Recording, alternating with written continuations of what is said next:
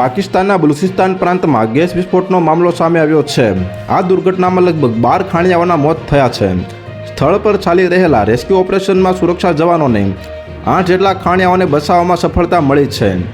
પાકિસ્તાનના ડોન અખબારમાં છપાયેલા સમાચાર મુજબ આ ઘટના હરનાઈ જિલ્લાના જરદાલો વિસ્તારની છે। બલુચિસ્તાનના ચીફ માઇન્સ ઇન્સ્પેક્ટર અબ્દુલ ગની બલોચે આ ઘટના વિશે જણાવ્યું છે।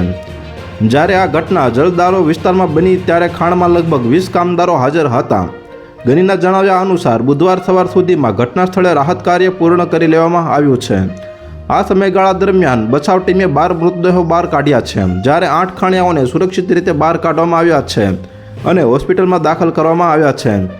તો અત્યાર માટે આટલું જ મિત્રો, ફરી મળીએ નવી અપડેટ સાથે। તે પહેલાં વિડીયોને લાઇક કરી ઓનલી ગુજરાત ન્યૂઝ ચેનલને સબસ્ક્રાઇબ કરો અને પાછળ બેલ આઇકન પણ દબાવો, જેથી તમને નવી નવી ખબરો મળતી રહે।